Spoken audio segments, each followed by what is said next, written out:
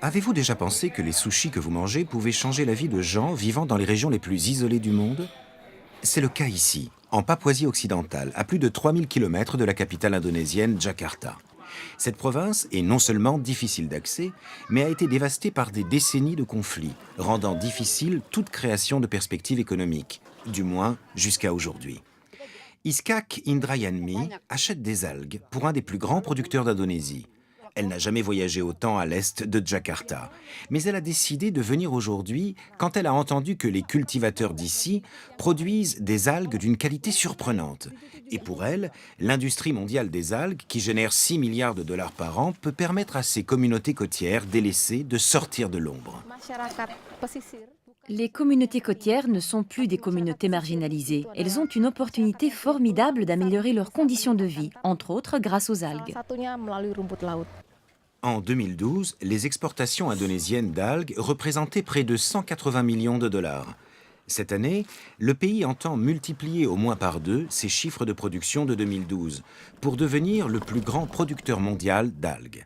Ainsi, pour se procurer davantage d'algues de haute qualité, les acheteurs comme Iskak doivent se rendre plus loin.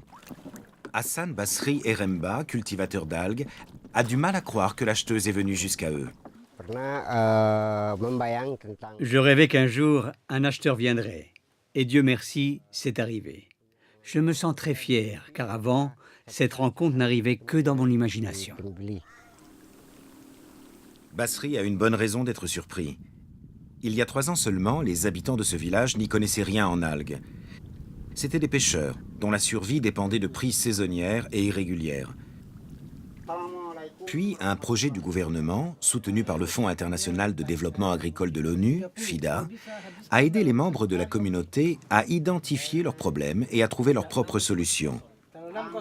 Voyant la réussite des communautés voisines, ils savaient que les algues étaient la réponse. Ils ont élu Abdul Ali Golap pour qu'il suive une formation sur toutes les phases de la production d'algues et transmette ensuite son savoir au reste du groupe. Leurs vies en ont été considérablement transformées.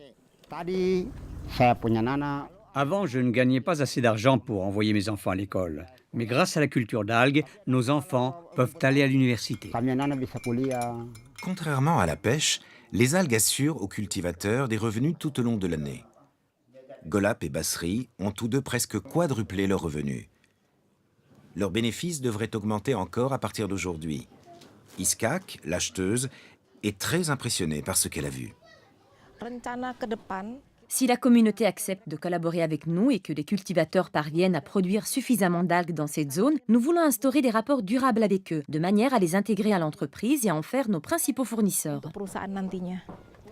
La communauté semble bien partie pour donner son accord.